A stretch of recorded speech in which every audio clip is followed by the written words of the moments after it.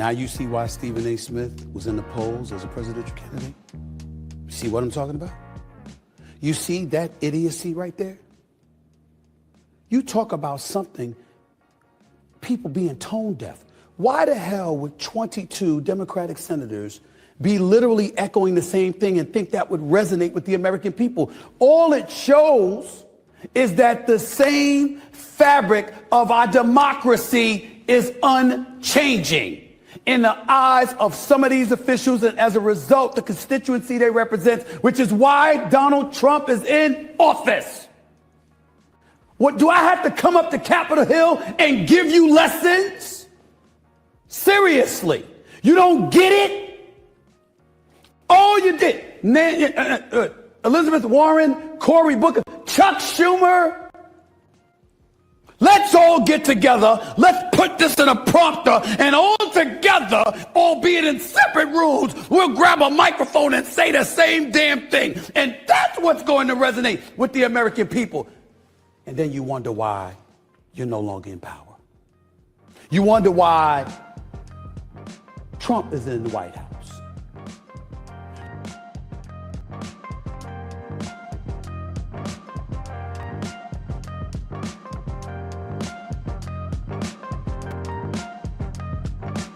In my mind, I'm thinking, I just got to Austin and I had to meet 5 people to get here.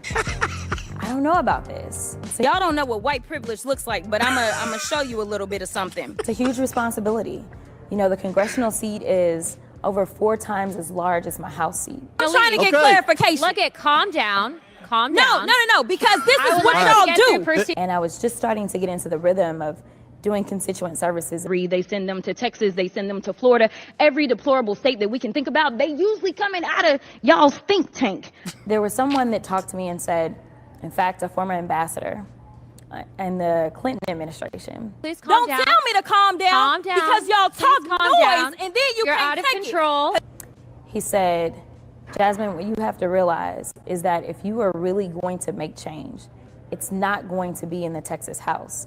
He said, you did a great job playing defense, but you have a chance to play offense. If someone on this committee then starts talking about somebody's bleach blonde, bad built butch body, that would not be engaging in personalities, correct? We should just I strike had no those idea words. what you just said. The management, so to speak, changes. It's not just always one party that has everything. I And did it just first. voted to do Y'all did it it. first, so you don't just talk voted to do it. Order. And he said, if you really want to make real change, you really need to consider it. Because if I Look, come, Chairman, if I can we come and send talk outside to shit take a about break her, for 5 y'all minutes? gonna have a problem.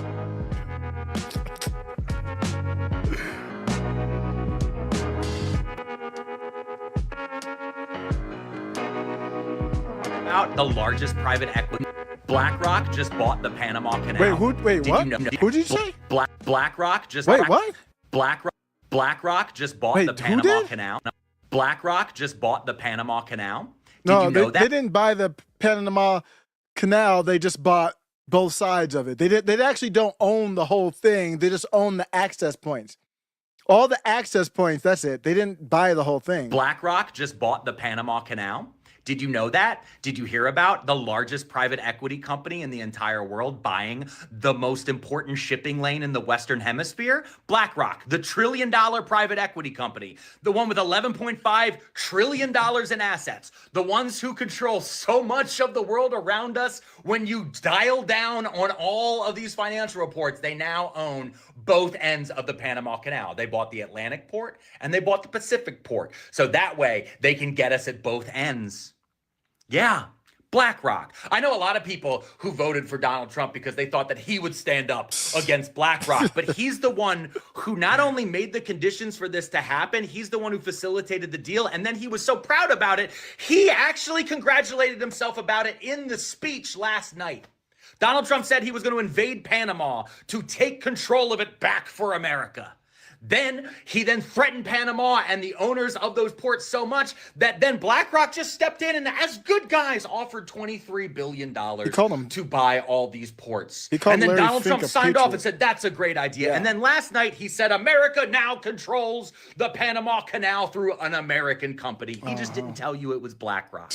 Instead, he spent the rest of that 90-minute speech blaming all of our problems on transgender mice or some shit. Yep. So make sure as you go and say your prayers tonight that you thank Donald Trump. Say thank you, Donald Trump, for selling the Panama Canal to BlackRock. Man, it's messed up.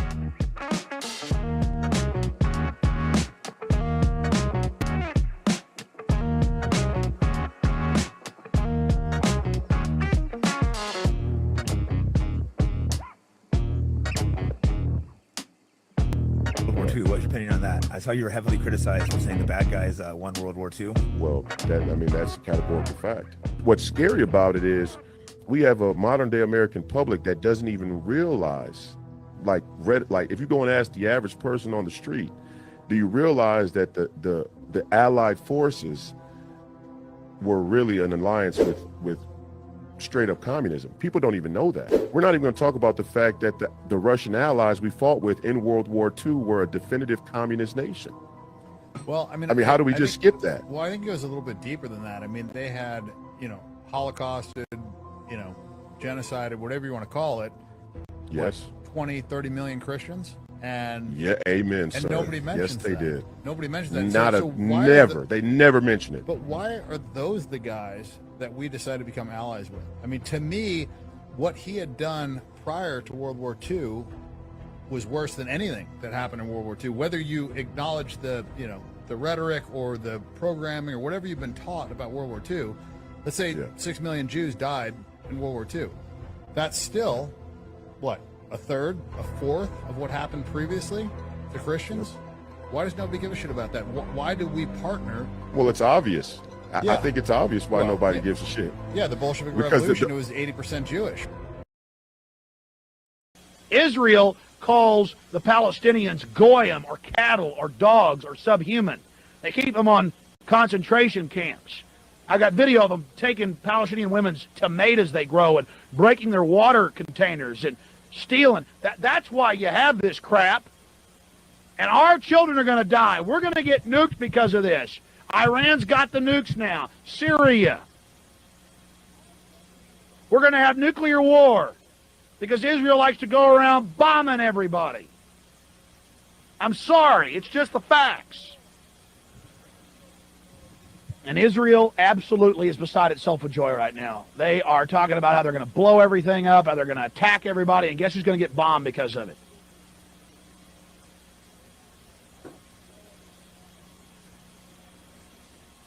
I have been supportive of Israel for many years. When I found out what they do, shooting little Palestinian children in the genitalia and laughing, it's on video. Little 10-year-olds walk around throwing rocks at tanks. A guy sits off a half mile away and blows their testicles off. They call them goyim. They call them dogs. They call the Arabs cattle.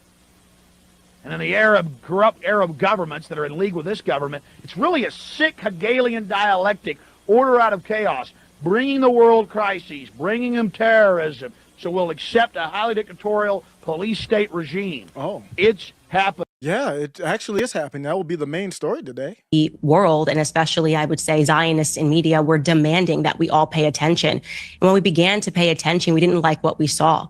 You cannot tell me to ever feel comfortable with 18,000 children being ruthlessly murdered. You can't get me to feel comfortable as a Christian with the amount of more explosives dropped, tons of explosives dropped on Gaza than were dropped in Hiroshima. This doesn't make sense to me. Gaza is 30 miles long, 7 miles wide. It's incredibly dense population. And this is, by the way, according to Haaretz, that 40,000 Palestinians have been murdered. I believe they're getting those numbers from the Gaza Health Ministry. And here's what I would like to say to you, Rabbi, since you're quoting scripture, okay? The one that's relevant to me is woe unto them that call evil good and good evil, that put darkness for light and light for darkness. And if you'd like to dive into a little more scripture, I think what's relevant is Revelation 3:9. Behold, I will make them of the synagogue of Satan, which say they are Jews and are not, but do lie. And I'm speaking directly to you, Rabbi Shmuel. Whoa. Muslims believe Jesus is a prophet. So I'd be more comfortable with Muslims in power than these Talmudic rabbinical Jews that believe Jesus is in hell. It's just logical, obviously. We believe that Jesus is God, is the Son of God. If Muslims see Jesus as a prophet and Talmudic Jews think Jesus is in hell, who do I want in power? Well, obviously Christians. And if I had to choose between the people that see Christ as a prophet and see Christ as burning in hell and his mother's a whore and so on, what do you think it's going to be? But who are we as conservatives conditioned to hate? Muslims. We're conditioned to hate Muslims. By who? The people that are fighting them in Israel, the Jews. Why do we start hating Muslims in the last 20 years? It's because the Israelis want us to hate Muslims. The Zionists want us to hate Muslims because they're fighting the Muslims in Lebanon and Palestine. And they fought them in 56, and they fought them in 67 and 73 and 48. And they fought him in Lebanon in the 80s. And they fought him in the two intifadas as well. So why are we supposed to hate Muslims? Why are we supposed to hate Muslim people and the Muslim Brotherhood? Oh, yeah, because they all went to war against Israel 4 times, or were at war with Israel 4 times in the last 70 years. Now, Jews, when they want to achieve their ends in politics, do they go and say, hey, we should go to war in Iraq? No, they don't say that. Do they go out and say, hey, I think that, it would be good for Israel if the United States took out Saddam Hussein, and here's why, maybe that would be good for America too. No, they don't do that. Yo. Yeah, it's true. I am using the term maggot unironically to describe Make America Great Again. I am completely... This shouldn't be a surprise. This is where the arc has been going. This is the story arc. It's like you're watching a drama. If you have been following the show, the tens of you, thank you for joining. If you've been following the channel, you've seen the arc. I've had the thumbnail from October 7th. MAGA's, basically, what did I say? MAGA's dead or MAGA's done? Oh, it's done for real. It's done. Done. And I'm defining this by if you support this right here. Let's get into it. This is the story that got me triggered, and hopefully I'm missing something. I didn't see anything that I was missing, but hopefully I am missing something. I'm really, really, really hoping so. The headline that we saw today was that Marco Rubio, who MAGA is now cheering, who's leading the State Department, problematic, right? Do we still agree on that or not? Well, it doesn't matter. I couldn't care less, actually. I couldn't care less if you agree with that or not, because that's not, for me, it's not up for debate that I am not a Marco Rubio person. Not a fan, not a supporter, don't want anything to do with him. Having him be a part of your administration is problematic. And I gave it due time and process to say, I know you got to team up with some of the swamp creatures to do stuff. I understand that. But if you have to team up with the swamp creature, and the swamp creature is using AI, tell me how this works, Tulsi. You support this? The swamp creature, she does, because she has to. The swamp creature is using artificial intelligence or large learning module. I don't know what they're doing with these LLMs or whatever it is, but we call it AI, to scan and look for anti-Semitism. Yeah, that's what they're doing. And MAGA's cheering it on.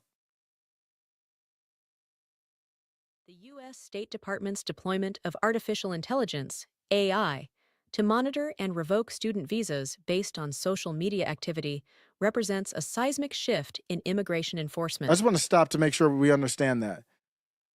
The U.S. State Department, underneath Donald Trump, is using artificial intelligence to monitor and revoke student visas based on social media activity.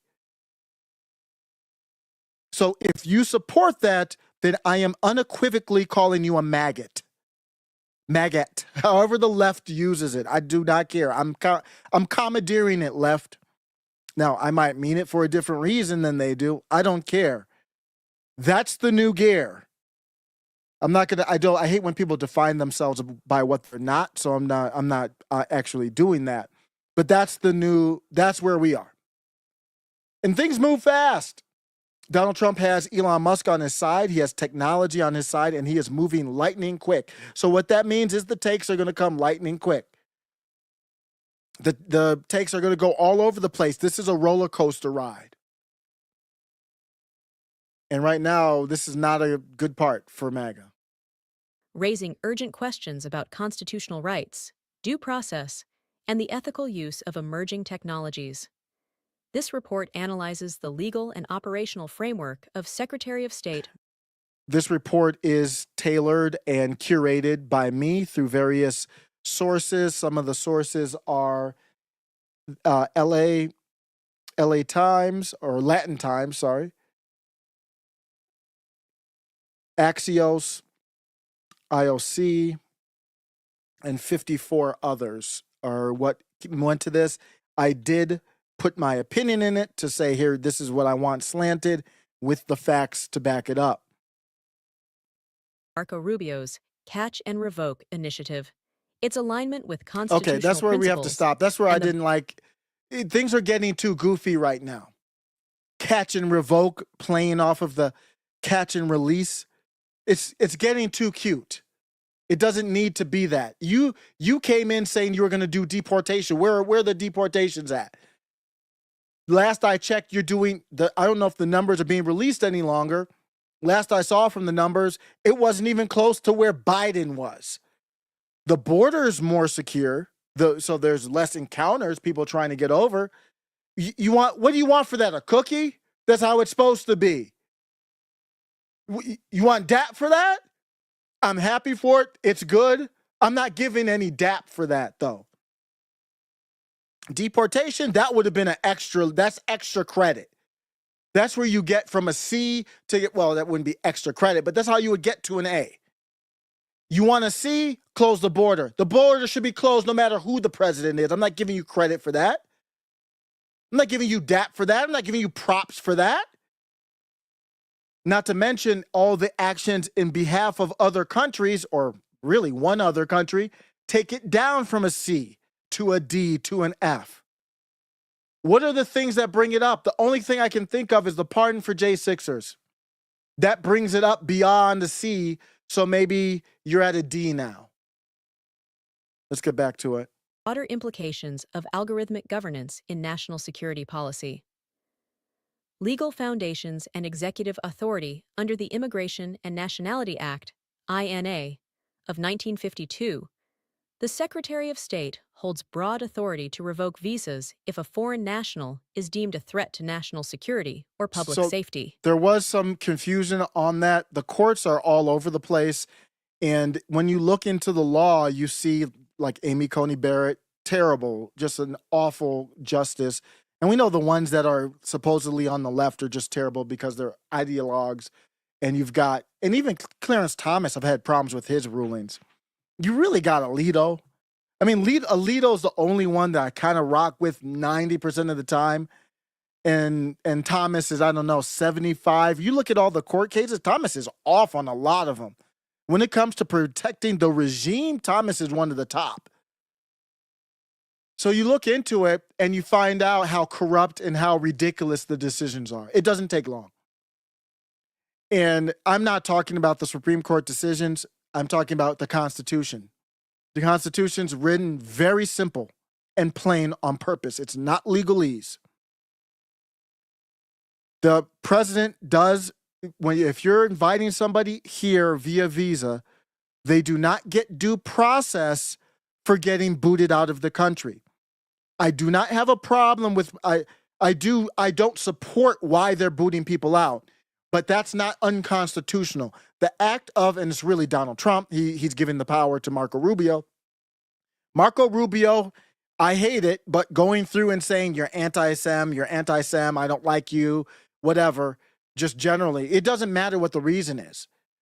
They can boot you out of the country because you're here as a guest. I was discussing with some people on the left, Nico House, who's great, but he's wrong on the visas. I am flat out not qualifying my statement unequivocally. It is up to the executive branch. It is not up to anyone else. And the executive branch is one person. When you invite somebody to the country, the Congress is not involved. The judicial system is not involved. So there is no due process if you want to revoke the visa, period. If you want to charge someone criminally, that's a whole different thing. That's not what we're seeing here with Marco Rubio. Marco Rubio saying you're here on a student visa or whatever. I don't know all these different type of visas.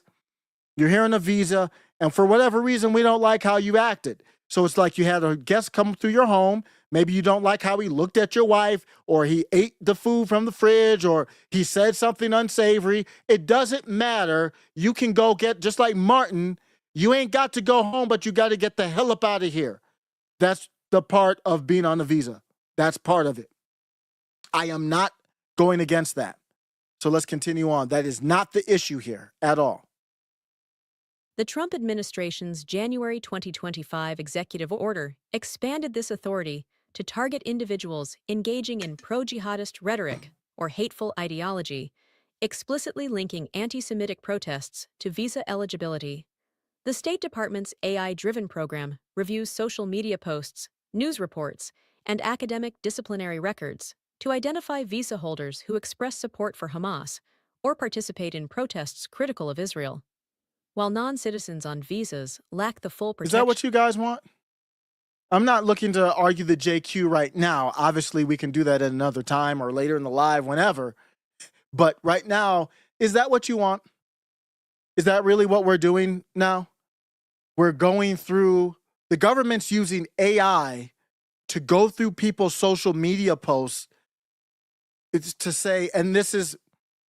I have to look and see, are they going through everybody's posts? Of course they are. I mean, they're not, they're not going just for the visas. I can guarantee you that, allegedly. But let's say they are just going through the visas. Then that means it would be, there's no protection there to revoke. They could not charge criminally based on that, obviously, in my opinion. But to revoke the visas, you can do that. I don't care to argue the constitutionality then. Do you support that? Is that what you support now? That alone would make you a MAGAt. A MAGAt. You support AI, the Peter Thiel and others, Elon Musk and others, technocracy, to use AI to comb through your social media posts to find something they don't like. They're not even claiming it's illegal. They just don't like it. I understand they're here on a visa. You can kick them out. Is that something you really want to support? For what cause? That you're going to really say, you know what? I'm going to let them get up closer to the Fourth Amendment and really violate it. On a social media platform that you told me was a private company. You told me, not you, Liz, in the chat, but you know, the figuratively or whatever, the figuratively you told me, and it's a lot of yous out there, some of you have been in here, you told me they're private companies. So if they're private companies and I don't have free speech, how is the government combing through it with AI to find something to revoke the visa on? Don't have free speech. They can curate the speech. So if Elon Musk or Mark Zuckerberg or any one of them says, ooh, I don't like that post, I like this person, whatever person X, maybe it's a mid-Jewish woman that Elon Musk happened to impregnate.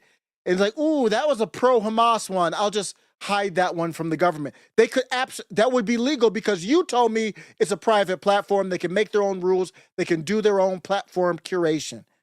Yeah, I know the government, the FBI or whoever, the State Department, I don't even know who's doing this, is scanning with the AI. So I know, you know what? I got about 13 baby mamas out there, allegedly. Who knows, maybe 50. I'm going to send out a mass DM to all my baby mamas and say, I'm pulling down your post for a second while the State Department scans for pro-Hamas. Am I pro-Hamas? Obviously, I'm not pro-Hamas, but I'm not here on a visa. But if somebody doesn't like me, then they could probably say, oh, yeah. I heard you talking about the tiny hats. You thought that was funny, huh? You thought that was cute. You were on, I saw you the other day asking about Ben Shapiro and why his tiny hat isn't as tiny as the other tiny hats.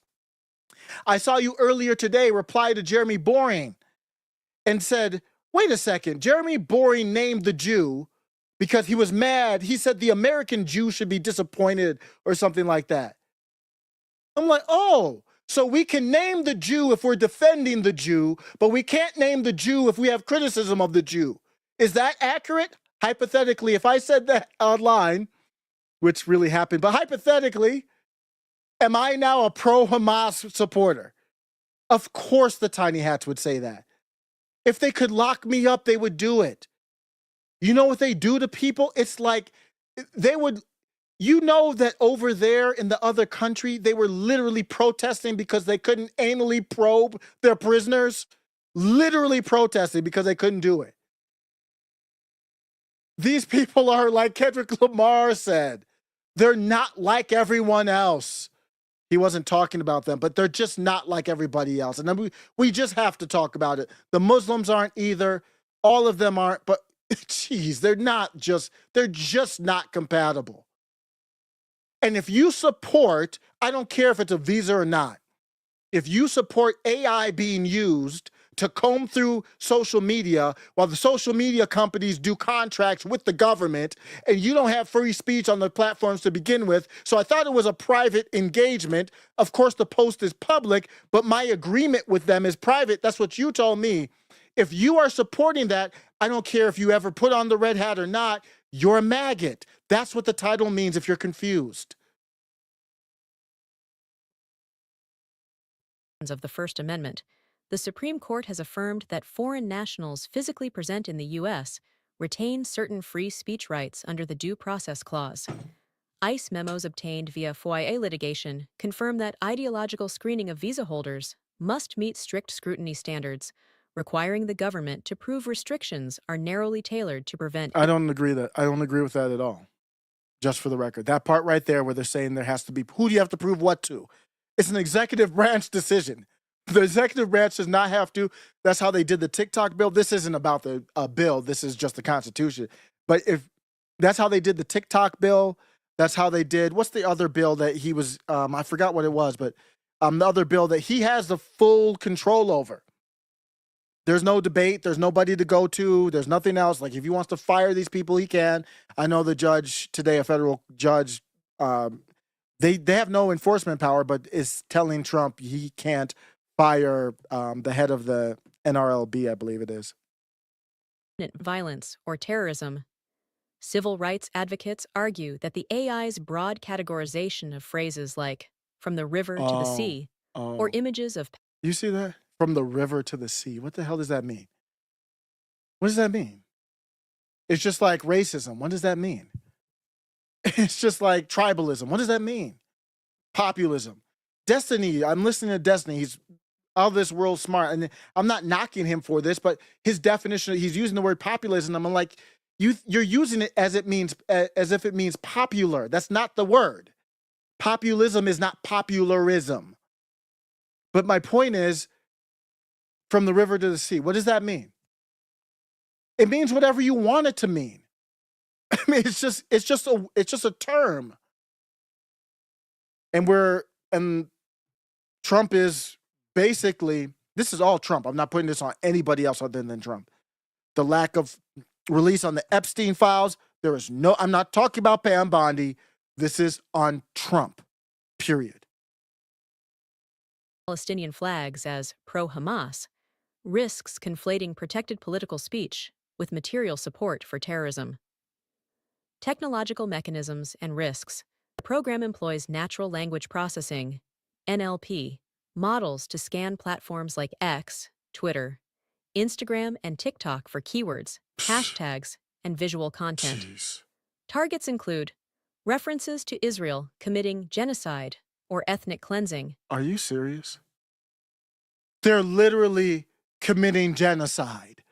And you're going to support the government using AI to scan through to see if you called it a genocide and revoke a visa based on that? Where are we going? What's next? Wow, that's the MAGA side doing this. Whoa. Y'all were never allies, man. It's coming straight clear. I am grateful that I can see clearly now.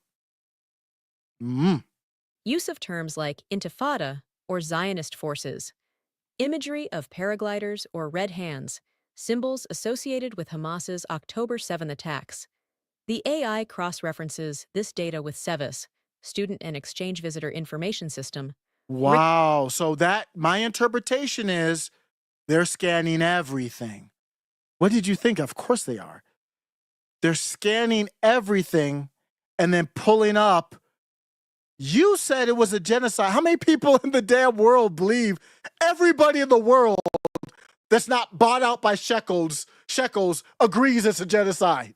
I mean, damn near everybody in the world other than whacked out Christian Zionists who are just bizarre to argue that the Bible says you have to support a country that was founded in 1948 or whatever. Are you serious? You can't be serious.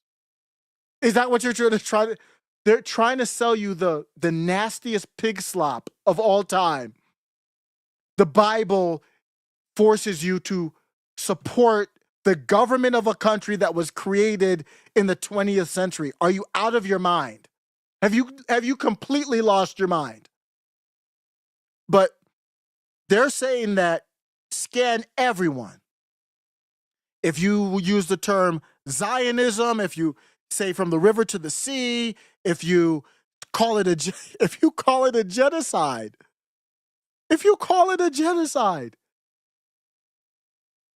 then they can say cross-reference with a visa.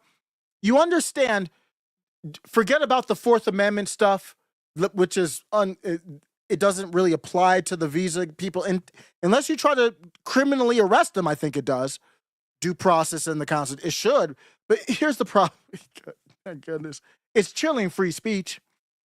Who in their right mind is not going to be concerned if they see this person with the visa and they got hauled up out of here for saying from the river to the sea? Or just plain out calling what we know is a genocide, what we know is a cleansing. What else would you call it? We know it's a cleansing, an ethnic cleansing, a genocide, a removal of bodies, an absolute destruction of innocent women and children on the likes that we have. I don't know if I've ever seen, I don't think I've ever seen in my lifetime. Maybe the Iraq War. You look at the Afghanistan-Iraq War, millions there, but I didn't see it like this one. That was America. So you call it what it is, and your visa's revoked, and you're out of here. Come here. And you look at it, you're a citizen, you're like, you're in the middle of the post saying, Ben Shapiro's people are getting on my, you know what? I love Ben Shapiro's people. Ben Shapiro is so cool. Jeremy Bory, I was just joking, bruh. I got hacked. Just like Ian Carroll said, I got hacked. It wasn't me.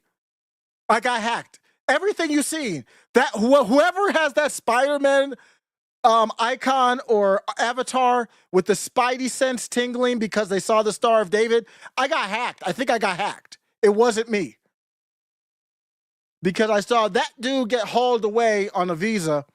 I know, I mean, I'm next, right? When I was talking about the gulags, I didn't think it was going to be MAGA hauling away.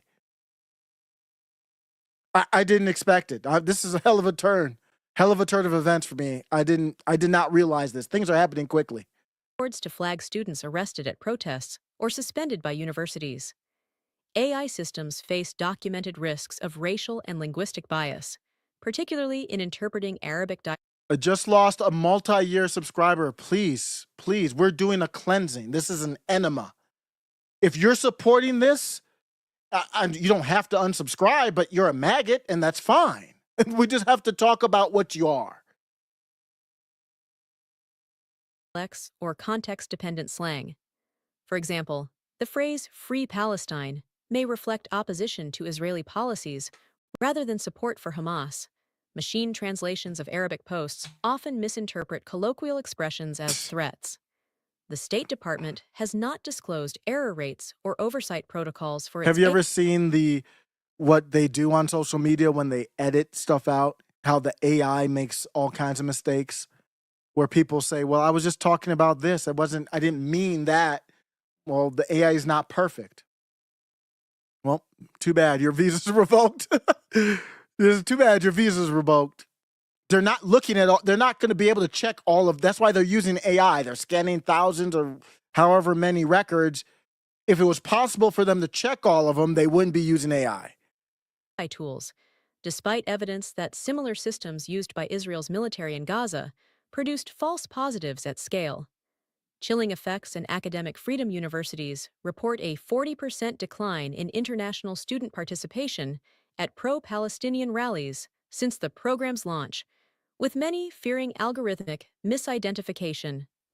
A Columbia University survey found that 62% of Middle Eastern and South Asian students now avoid posting about geopolitical issues online. Yeah, of course. I mean, you got to weigh your pros and cons. Is it worth crashing out on the hats if you blow everything else? Is it worth it? What is it? You're just yelling into the void and you're just reaching ones of people, tens of people, and the exact same thing they're doing in the UK. Basically the exact same thing. Of course the door is going to be knocked. This is the exact same thing as if the government were surveilling your Google Home in your house. Yes, I understand on X, on Facebook, it's public, but it's a relationship between you and a private company. So if you have a Google Home, every one of these devices has AI on it. If you're okay with them scanning on X, on Meta, then why couldn't they scan on this? You don't own the software on this. You don't have any rights on this. Oh, don't worry. We're only looking for the ones here on a visa. It won't be you until you disagree with the government. Until they set the precedent. How is this being accepted? I don't even know how this happened. Man, this happened quickly. Gained a lot of trust. Very smart. And I'm going to move over to Doge. For a while, I thought it was doggy. I didn't know how to pronounce it. I saw Doge and I was like, doggy, Doge? I don't know what it is. Doge. What is really Doge? I finally found out what Doge is. I know I'm slow on these things, and I have given Doge credit, and I'm revoking that. I talked about how I don't trust Elon, so I already have revoked that, or taken that back, recanted on that. Doge is a way to bring in the technocracy. That's all it is. How did it hit me? Recently, the story came out that the judge said that they couldn't stop the funds. Some of the USAID, I believe, funds, and I don't care about that topic. That's not what it's about. The judge said funds that the president stopped, the judge say you can't stop. I disagree with that. The president obviously can. The judge has no enforcement. That's not the point. The point of it is, the point is, Trump doesn't have to listen to the judge. So if Trump's not listening to the judge, really Elon's running this. Elon knows he doesn't have to listen to the judge. Biden did it multiple times. Other presidents have ignored the Supreme Court because the only recourse is impeachment, 25th Amendment. You don't have those numbers, so he can do that. So what I'm looking at is they're not challenging the judges. They're JD Vance and Trump, they're kind of faking like, hold me back. I'm going to challenge the judges. And it kind of hit me finally, you know what? I don't think they want to challenge the judges. And I was looking at the leftists. That's why you have to look at all different sides if you want a good balanced approach. I mean, you do look through a lot of trash. I'll help you save some time. But I looked through some of the Doge stuff, and have you seen the mistakes that are being made? Elon Musk is smart. He hired the smartest guys out there. I'm not buying that these are just regular mistakes anymore. I think they could have been mistakes initially, and they did change these mistakes on the website, because remember, we were waiting for the website to drop. I haven't done a video covering it, but there's this guy who had a good explanation of it, and this is all accurate. I verified all of this, so I stand on every single second of this. Now, there could be more information outside of this, I don't know, but at least the information in this video is absolutely true. And I'm going to get to why this... Problems with all 5 of the... This helped me get to where Doge is. What is the point of Doge? Remember, Elon was going to buy Twitter, and I was popping bottles. I was drinking monster drinks at that time, just basically sugar bombs of trash, but trying to stay up late at night. And I was like, we got to pop bottles for Elon. And then Elon came in, and then Con Inc. was cheering Elon, and then I started not cheering Elon. Elon Musk wants to get you hype over stuff because that's what allows him to do what he needs to do. That's why we're at the point where they're using AI to scan through social media and MAGAts are cheering it. How did we get to that point? Because Elon Musk has been able to get your trust. He's impregnating mid-Jews from influencers, sending money to them via retweets, follows, all that kind of stuff. And nobody cares. It's no big deal to anybody. That's worse than anything they did before the site wasn't even monetized before Elon came on. So if Elon was retweeting somebody, it would help them monetarily, potentially, but it wasn't like straight dollars to their pocket. This is straight up cash, homie. No problem with it? That's the guy you trust? Elon Musk left the docs and Nick Fuentes up for millions of views. I forgot if it was 6 million or 14 million. I forget the exact number. Millions of views left up there. And someone came to unalive Nick. Nobody cared.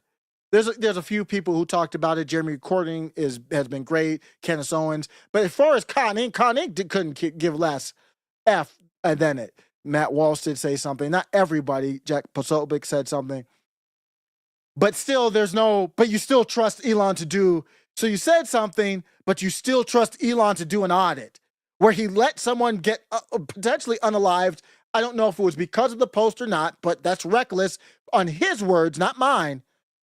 I actually am very liberal with the doxing stuff, as dangerous as it might be to be behind the mic and say if your address is public, it's public.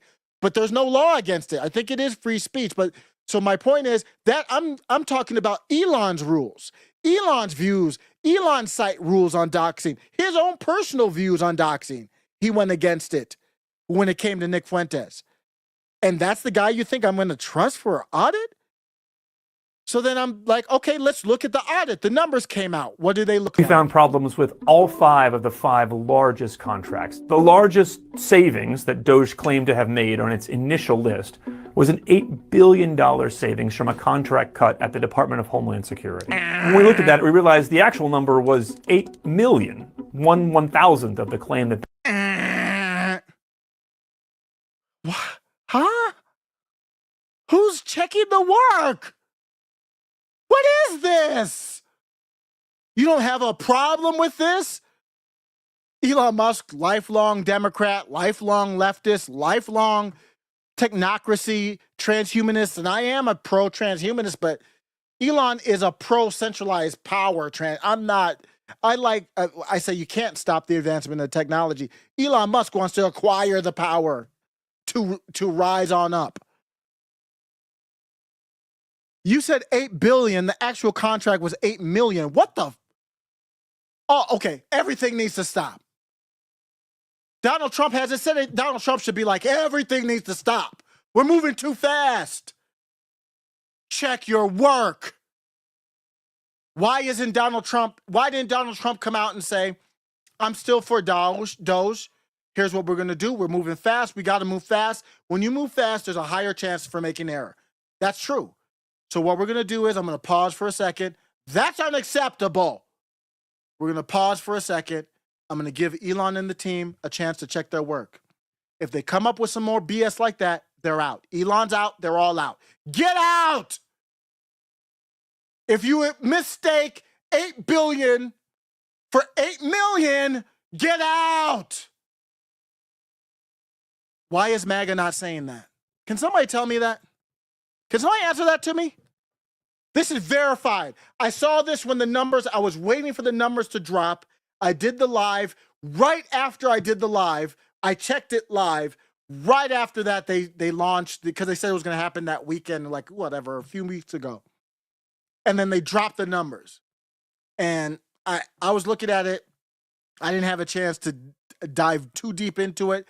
So what I did was I looked at other people who are looking into it. And then someone right after this, I forget the account name on X, said the 8 billion is bullshit. And I said, I don't know, so let me look at it. And it took 2 seconds to see it was bullshit, then they changed it. I think it was that same night. They changed it to 8 million. I'm like, what is going on? This isn't about savings or anything. Elon Musk himself would say, we're moving too fast. Trust us. We're going to regain your trust. What? Nobody's even talking about it other than the left. Are you okay with this? He's a numbers guy. He's in charge. He's got layers underneath him. He has a budget.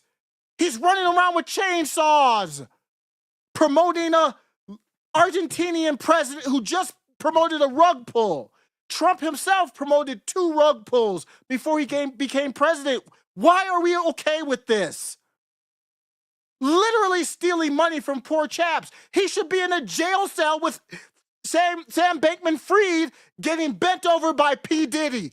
That's where Donald Trump should be. He should be impeached. He should be out of there. This is unacceptable. Why is this happening? I don't have a problem with mistakes. Mistakes are going to happen. Why are we not pausing and saying, hold up? The Epstein files released. You put these compromised Con Inc. influencers up there, and they come out looking like buffoons, and there's no one pausing to say, we made a mistake. We don't want to throw. These are people we respect. Donald Trump didn't apologize? Donald Trump, he put you out there in the cold, buck-ass naked. Lives a TikTok. TC Drano. He drained your ass in the cold, in the freezing cold, butt-ass naked, in one of the most embarrassing journalist moments of all time. Jack Posobiec, Charlie Kirk, all those people who are, Charlie Kirk wasn't in there, but he was rah-rahing it up. Jack Posobiec, DC Drano, Colin Rugg was there. I like Colin Rugg. I didn't really see him fall into too much of the traps there. He came out pretty clean unless I missed something. We still don't know one of the names. There was 15 people. We got a picture. We still don't know all of them.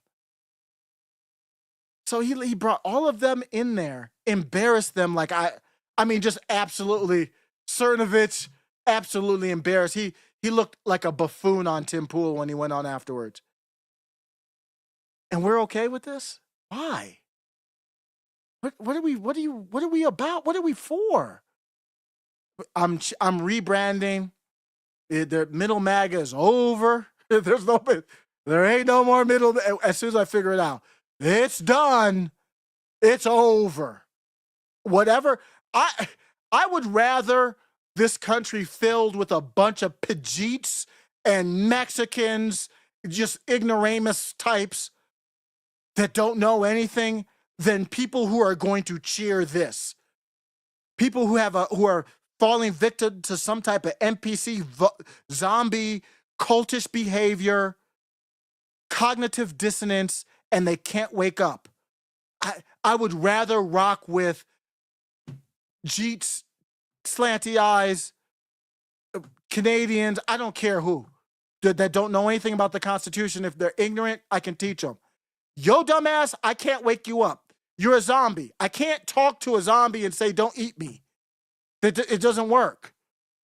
Something is wrong with you. This is completely unacceptable on every front, on every level. I only went through the first mistake. That mistake alone is unacceptable. They had made. DOJ responded by saying, well, it was an error in the federal contracting system, but they should have known better. And the reason they should have known better is that this contract, this supposed $8 billion contract, came from ICE. Its entire budget is $8 billion. Going down the list, the second, third. Friend of the show, Cyan. And I appreciate Cyan. And if you disagree, that's fine. But appreciate Cyan says $5 super chat. Great friend of the show.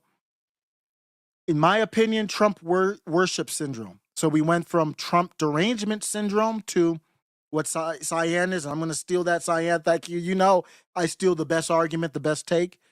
TWS from now on is going to be known as Trump worship syndrome. Trump derangement syndrome, I don't care about it right now. Trump, because the ones with Trump derangement syndrome, they're just gone. I mean, they're just completely, they've been gone. They're the ones that cheered Biden. Trump, when in 2016, was about anti-globalism. And he said, he used the word globalism today. And why did he do that? Because he knows he's becoming a globalist. He cheered BlackRock at the State of the Union address. Literally, he didn't name him by name because it was a conscious decision not to name him. If I would have told you in 2016 that Donald Trump would have called Larry Fink of BlackRock, a tiny hat, by the way, Larry Fink of BlackRock, a patriot, and championed them purchasing the Panama Canal, you would have told me you would have told me I'm an idiot. You would have reported me for misinformation, malinformation, disinformation. That's where we are right now. And they used a black boy to hide it. This black boy, I'm not saying it's not a good story. Okay, I'm done with the story now. Let's talk about the BlackRock now. MAGA or MAGAts. If you rep MAGA and you don't like this stuff, and if I'm wrong, I still haven't heard anybody articulate a point that shows I'm wrong. Show I'm wrong, I'm like, okay, I'm wrong. And I'll move on. I'll eat crow. If I had a crow here, I'd cut it up and eat it. Show me I'm wrong. Or these are opinions. Show me I'm off base. Show me you have a better take. So we're here now. Fast forward from 2016. Donald Trump is at the state of the joint session of Congress on the podium. And he thanks and he gives a shout out to BlackRock. What? How many things have I listed to you off the top just recently that are by themselves unacceptable? How many things? No pushback? Man, Con Inc. has a lot of power. Wow. Because if Con Inc. doesn't push back, there's no pushback. Laura Loomer's crashing out, Jeremy the Quartering, they are not the same as Con Inc. Con Inc.'s got massive range. Wow. In my opinion, Cyan says, Trump worship syndrome. It's our guy in office now, so we're going back to sleep and not hold Trump to account. It's true. Thank you for the $5 super chat. And it even hurts more because they're cheering for it. So it's almost like it's bizarro world. If Joe Biden was on the podium and gave credit to BlackRock, everyone would be like, that's not acceptable. Look at this. They would be calling it communism. You don't care about communism. And I've changed my stance on it. It depends on what you mean by communism. People mean different things. But those who say that they hate communism, or maybe fascism is a better term, because the U.S. government didn't want to own it. They wanted to farm it out to the fascistic BlackRock, which is really running the government. So they farming out to BlackRock. You don't have any rights when you interact with BlackRock. You have rights when you interact with the government. You don't see the problem with that? Thanks again, Siam. I don't know, man. Maybe I'm going crazy. I don't know. I think I might be. I think I'm going crazy. It's just me.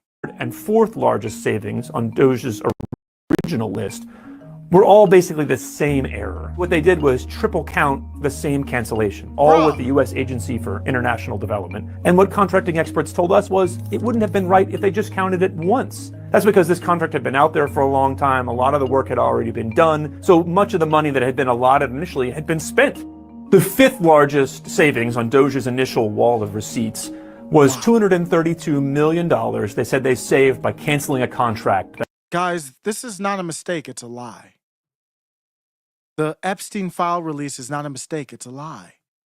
I list you all the things that would have to be a coincidence for Donald Trump not to have some type of involvement in the cover-up or on the island. You think all these things are a coincidence? A coincidence? It's not possible. Allegedly. The probability is so low. This is not an accident. This is a lie. If it was an accident, if you accidentally bump into somebody, you say, my bad, bruh, I didn't mean to. I haven't heard Elon Musk, he said when a reporter asked him, he didn't proactively do it, he said, I'm going to make mistakes. Bitch, this ain't a mistake. This is beyond a mistake. You're lying. Why are you lying?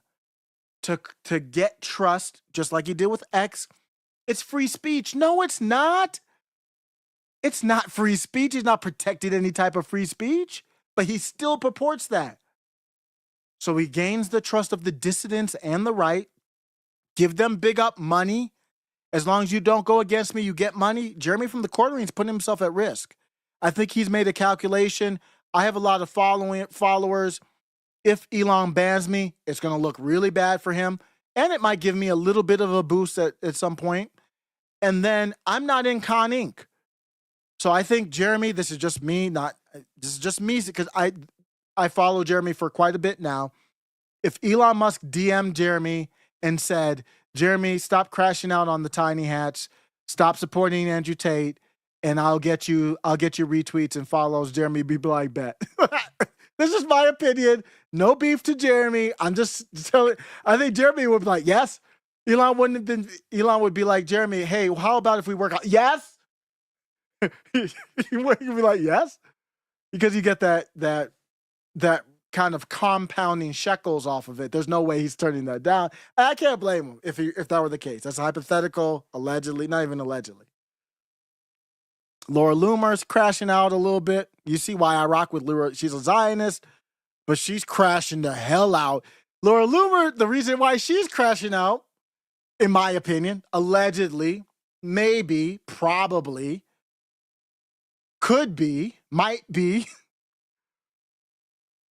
I think she's crashing out because she didn't get the binder and the job. There's no one that's literally no one that's more pro-Trump than Laura Loomer. And it's just coming from her heart, in my opinion. Straight from the heart, at risk. I've been a supporter of Laura Loomer for quite some time. She was on InfoWars. She reminds me of, at the time, she reminded me of Sav Hernandez, but with kind of more authenticity. No diss to Savs, but she doesn't take any risks. Risk taker, fire starter, courage. Always respect her. Remember, she locked herself up to Twitter headquarters, I believe it was. I like Laura Loomer. Probably the only Zionist that I could even say I really strongly support and like. I think maybe literally the only one I can say that about. And I think she's crashing the hell out on Trump and MAGA right now. Pam Bondi blocked Laura Loomer. You see that? That's a pretty big deal. So I think she's crashing out because after the election, now Caroline Leavitt has been the best. I've said it before. I'll say it again. This isn't about whether I agree with Trump or not. I mean, just analyzing her performance, she's the best press secretary I've ever seen of my lifetime. I don't know the ones before my lifetime, and even some of the early ones I don't remember because I wasn't following closely enough. The ones I remember, she's the best by far. And Jen Psaki might be the second best, believe it or not. But I think so. Laura Loomer wanted the press secretary job, long shot, I know, but maybe a deputy. I don't know if they have deputies or what. Some type of job in the administration. I don't think that's asking for too much. Number one, no one was more ride or die hard than Laura Loomer. Why wouldn't you give her a job? The only reason you wouldn't give her a job is other people are scared about what she's going to say.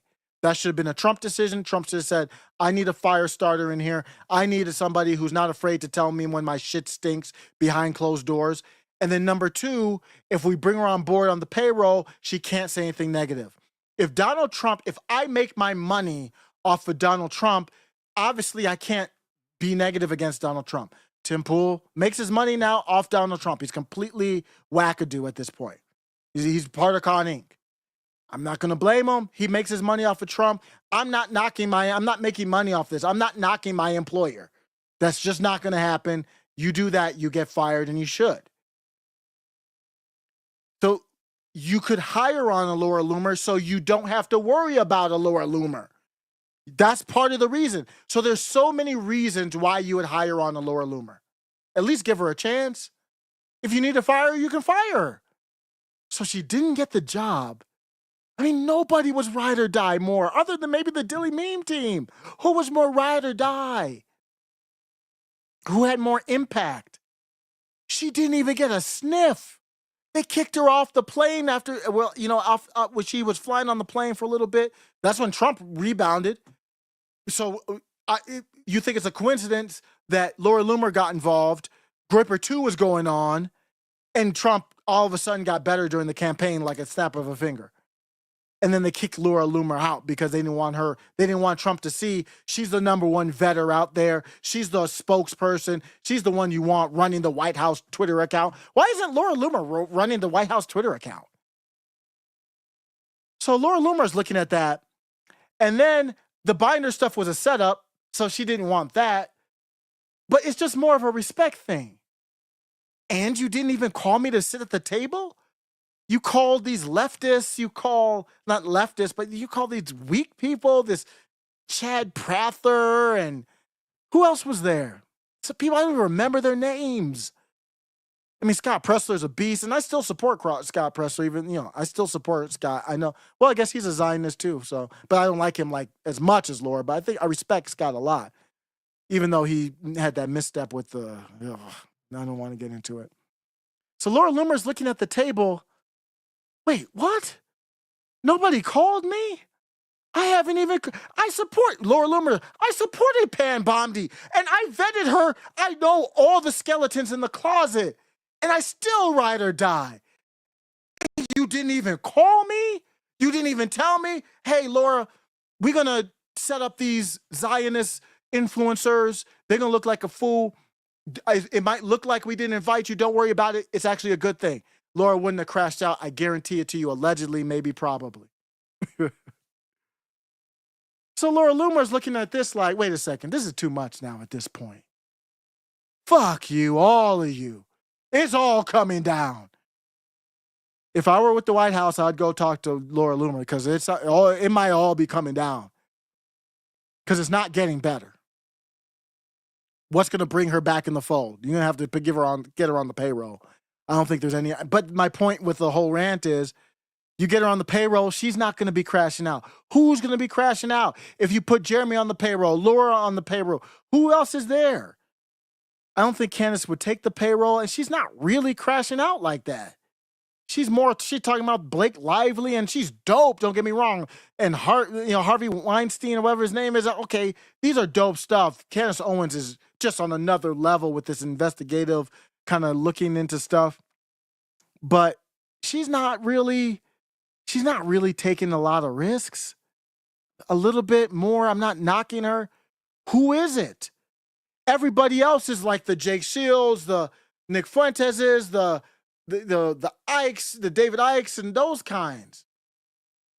Even Ian Carroll was on with Joe Rogan, and he, don't get me wrong, man, the recall is great. He's at the top of his game, man. He can rattle all that stuff off the top of the head. That is just, you live that stuff. But even he doesn't talk about Peter Thiel. He doesn't. The technocracy is the end point, is the actual takeaway from it all. He doesn't talk about it. He doesn't talk about the technocracy at all. Is that because of Peter Thiel's early involvement with Spotify, and that's where Rogan is? Who's the voice? I don't think there is one. That the Social Security Administration had. When we looked into that, we realized that there was a cut there, but it was only $560,000. So after we and other news outlets wrote about these major errors, the cut is 506. There's more, but that's what we're looking at. So long before I figured this out, I said, well, it's not about cutting spending. That's just, we know that. They just sent another $4 billion over to the funny country. It's not about cutting spending. So then now what is it really about? The Doge site was updated quietly to remove all of those top 5 claims. But its new version contains other errors. The new largest savings was a $1.9 billion savings. But when we looked into that, we realized the contract they were talking about had actually been canceled last year under President Biden. And when you look a little further down the list, you see that Doge is claiming credit for contracts that expired even before Joe Biden was president. In one case, the Department of Homeland Security is claiming it saved tens of millions of dollars by canceling a contract that actually ended in 2005 when George. Wow. Oh my God, I don't know what to say, man. What's going on? You think Elon's your friend? Elon wasn't there in 2016. I'd rock with Ann Coulter over Elon Musk. I told you about the problems with Dodge and then the conflict of interest, but now it's like Trump can do anything. Trump can do whatever he wants. But we're going to have to get into, and I'm going to close this out with Doge and then go on to something else. Maybe we'll get into women in DC. I don't know. Whatever. I don't know. We'll see. Maybe I'll just end it. I have no idea. But I went through and I had a little rant on this to just close it out. I don't know who this person is, 7 C's, but 7 C's is doing amazing work. Looks like he's on the David Icke network, but 7 C's, well, I already thought about this, but I wanted to give him credit because he laid it out here in the chart. And it's going to be hard. You can't see it, but the chart shows Amazon Web Services, Azure, Google, basically laying out the global technocracy that Elon Musk and all these tech bros are trying to put everything under. And you see how this ties into the AI use of the border. They are asking for AI algorithmic drone. They might have probably already using it through Peter Thiel, Palantir. And notice Ian Carroll didn't talk about that on Rogan. If you heard the Rogan, it was a good, don't get me wrong, it was a good episode, but I have to be real with that. So with somebody like Ian Carroll, it's more important what he doesn't talk about than what he does at times. And you can't talk about everything. So people ask him about it and he's bad on it. He says he has talked about, no, you haven't. We've seen your work. Don't say that. Now I want to know what's really up. If he would have said, I haven't had a chance to look into it because he says it about a lot of stuff, which is fine. Can't look into everything. He doesn't say that. He says he's talked about it. No, you have not talked about it. We've looked through all your damn videos. Give me the video that you've talked about it. It doesn't exist. So I'm crashing out a little bit more on Ian Carroll, and I hate to take away from that interview as a bad thing. And, you know, people get so worried about these black pills and stuff like that. But I just have to give you, if you want a rah-rah take, you can get that from someone else. I'm going to tell you my concerns with it. And there's no lies that Ian Carroll's well-researched. There's no lies that I know of, none that he says. He's very careful, very well-researched. I mean, some of his opinions are, that's with everybody, myself included. But Ian Carroll came out of nowhere, and it's not totally surprising because he's very talented. His storytelling ability is next level. It kind of reminds me, it might surprise you to compare them, but it reminds me of Sneeko. It's a different style. It's not as humor. You know, Sneeko has right now a dry, sarcastic.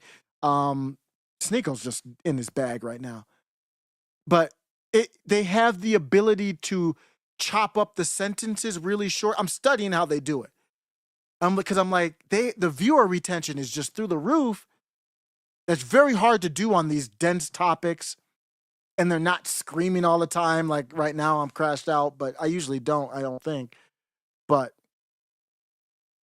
I'm studying them. And Ian Carroll, I'm bringing that up to say it's not 100% surprising that he would go viral because he's like a Tate in a different style than Tate, but he can tell the story and he breaks it up in really digestible pieces for a normie potentially to absorb. Highly talented, highly skilled, a lot harder than it looks. You try doing that. I've tried it. It's not easy. So, but at the same time, to be fair, he did rise up on this technocracy level through this chart from the Elon Musk, the Zuckerbergs, the TikToks.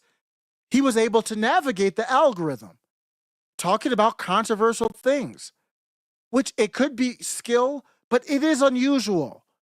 But then on top of that, he even mentioned Whitney Webb and said Whitney Webb's book on Jeffrey Epstein, what was it called? Blackmail of America. I forgot whatever the name. I've read the books, but I forgot the name. Blackmail or whatever, America's Blackmail or whatever. Gave her credit for the books. And I've read the book, so it was very problematic the way he did this. In the same breath almost, he gave Whitney Webb credit. All his work on Epstein is basically from Webb. I did the same thing he did, but I probably used AI. I don't know if he uses AI, but I analyzed it. Whitney Webb's books are really hard to read. It's you read one page and there's like 50 connections. It's very dense. I love Whitney Webb. That's not a diss. I'm just telling you, this is not, it wasn't like, oh, I'm just reading I'm trying to listen to it. I couldn't even do it. It's just too much. I was just catching bits and pieces. But so he says Whitney Webb's book, basically, it wasn't really just about Epstein, though. It's really about the mob history of this country and how it connects to politicians and then Epstein. And then the conclusion of her books is technocracy, control. That's kind of her passion. She was the one that I learned about the central bank digital currency from and studied her way back when I was more blue-pilled, even after I started the channel. So Ian Carroll on Rogan says, the books from Whitney Webb are great. Well, no shit. All your stuff is from Whitney Webb. Joe, why didn't you just bring Whitney Webb on? Okay. And then he says, but her online, paraphrasing, Whitney Webb's online personality, just paraphrasing, her persona online, and I think this is what he meant, not exactly what he said, that normies would view it, not that he viewed it as unhinged, but a normie, he didn't say that, but my interpretation is that he was saying a normie would view it as unhinged. So I'm like, that doesn't make sense, Ian. If you read her books, number one, the technocracy stuff is in the books that you just praised. And then number two, explain to me how her discussion, Whitney Webb is well-resourced. She's like what you wish Alex Jones was. Alex Jones is the clown. Alex Jones is the buffoon. Whitney Webb is the truth right now. I follow both of them. I don't follow Alex Jones as much as I used to, but I have followed both of them closely. I can say that from my experience. Whitney Webb is not one to play with.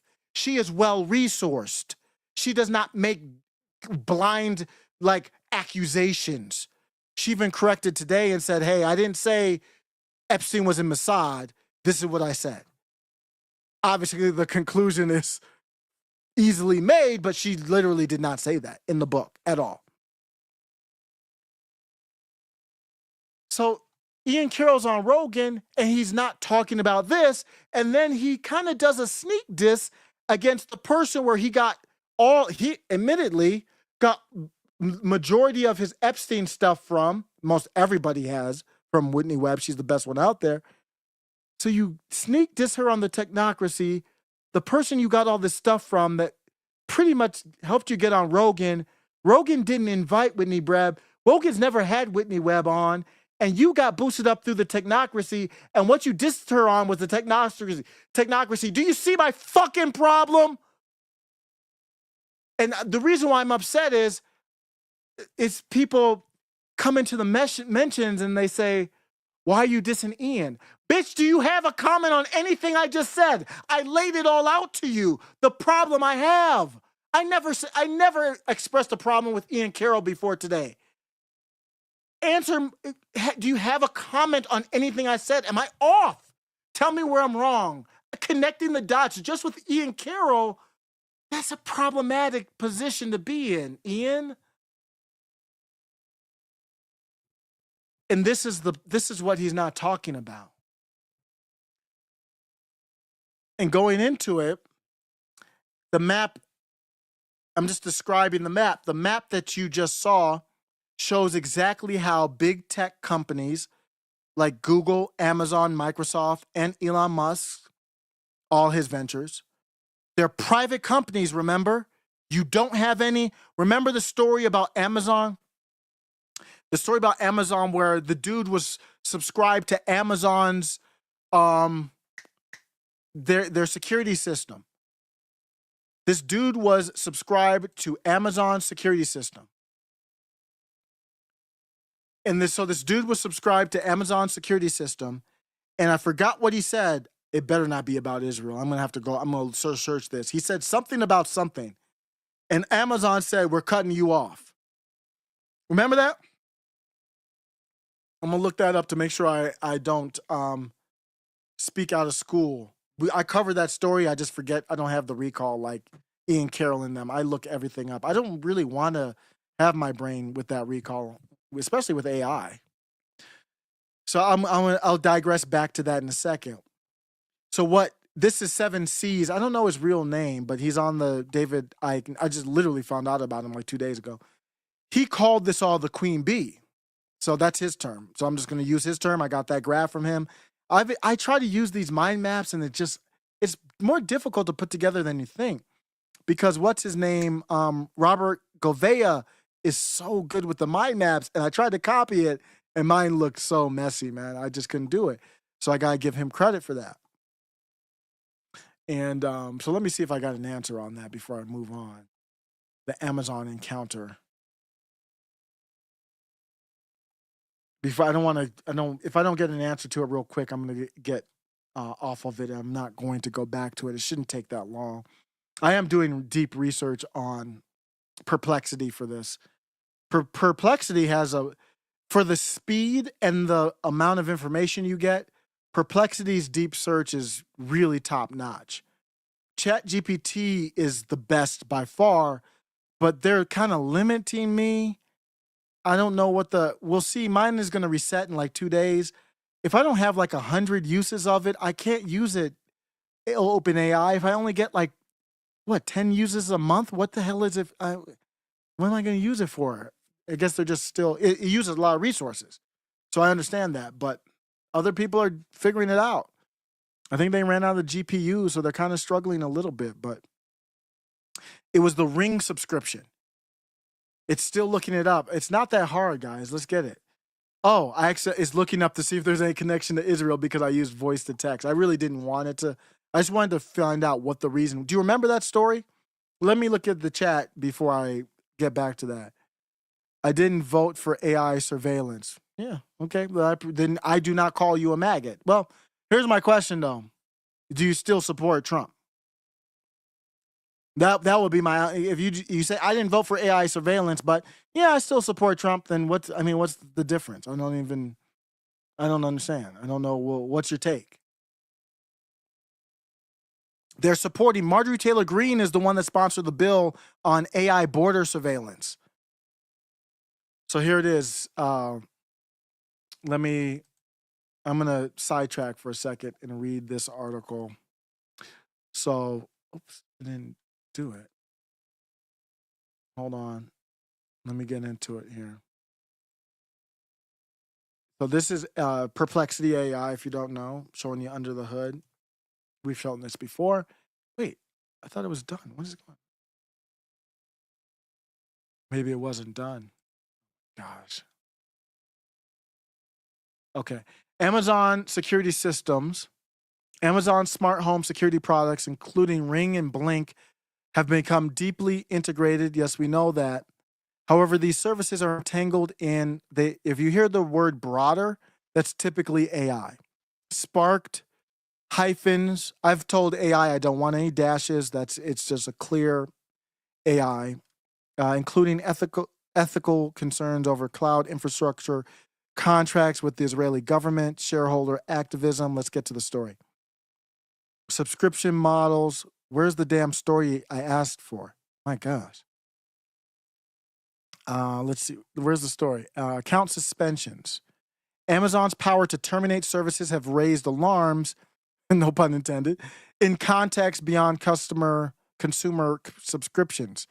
In 2021, Amazon Web Services abruptly shut down servers linked to an NSO group after revelations that Pegasus spyware targeted Jamal Khashoggi, the one that got unlived.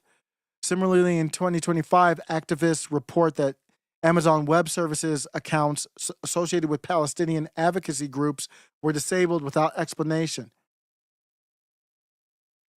This selective enforcement is a concern. What happened to the dude with the security? My gosh, where is that? That's the story. Oh my gosh, he didn't even give me the story. It shouldn't be hard. I'm just going to do a regular short search. Give me the story about the guy who got canceled from Amazon security, I believe, system based on doing something. I've completely forgot that story, what that was about. Based on, there have been a few incidents. Okay. In February 2025, a Reddit user reported that Amazon canceled their TV order and potentially retaliated after they had canceled their Prime subscription. What? They claimed that they canceled Prime amid ongoing tariff disputes. Shortly after they ordered a TV while their Prime membership was active. That's not as serious, though, I don't think. I mean, it's still problematic, but Amazon canceled the order, said that there was insufficient credit card. The user's credit card confirmed the limit was adequate. So I don't know about that one. 2023, Amazon shut down a customer's smart home devices for a week due to a false accusation of racism. That's the story. There was an accusation of racism against some dude, and they shut down his smart home. That's not about a visa. Does Trump support that? Do you support that, MAGA? A delivery driver, yeah, I remember it now. A delivery driver delivered something, and the guy, I think they thought the guy said the N-word or something. I don't care what it was, but the guy was like, I wasn't doing any racial slur. The driver falsely accused the customer of a racial slur via a doorbell intercom. He might have said, here's my light, nigga, drop the package off. No, I'm just playing. Amazon responded by shutting off the customer's smart home devices for a week. So if they can do that for racism, they can do that for anti-Semitism.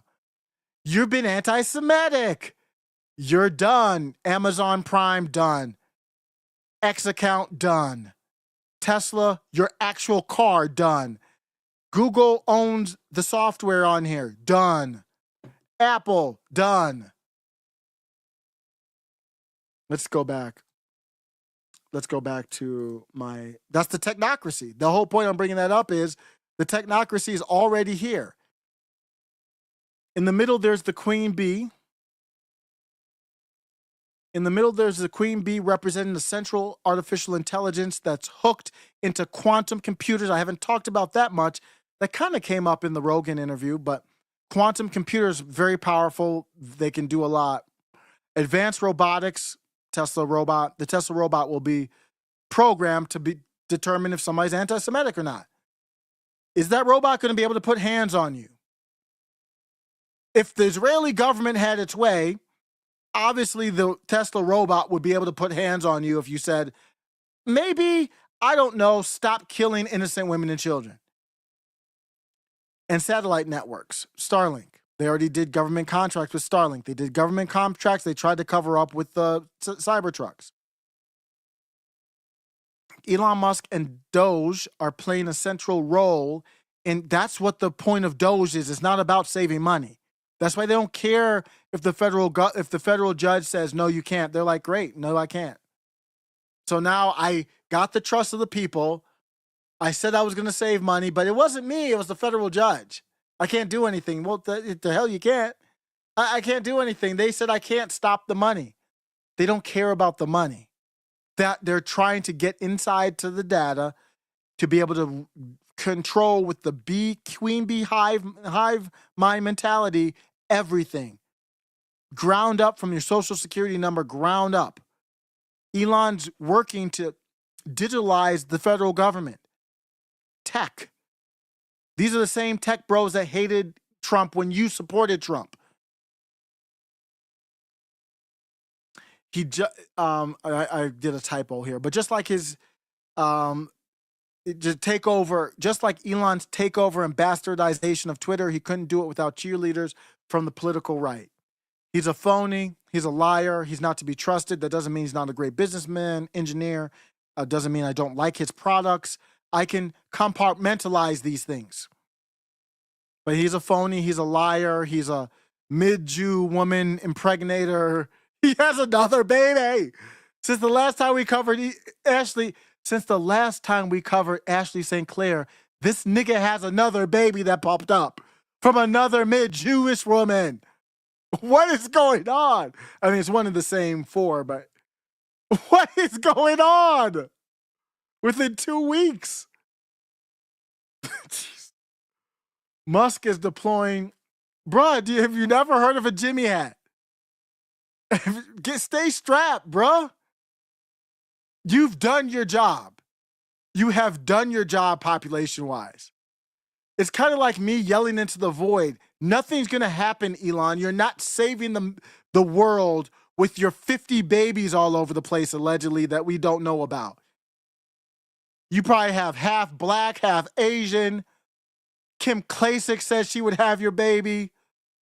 I think, in my opinion, Natalie Winters wouldn't mind having your baby. They all, every conning influencer wouldn't mind having your baby.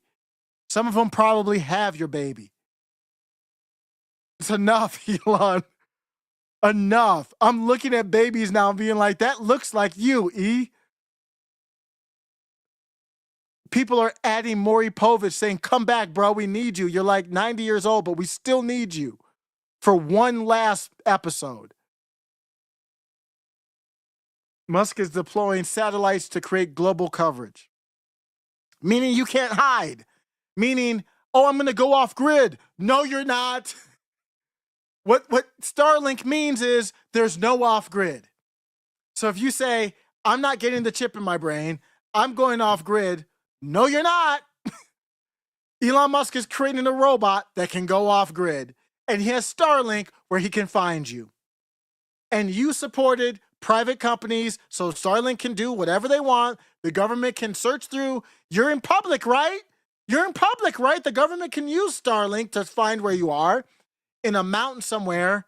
Beep, beep, beep. Honing in, drone coverage, robot coverage. You think you're off grid, but you didn't pay your taxes, and now a robot's coming to collect them from you.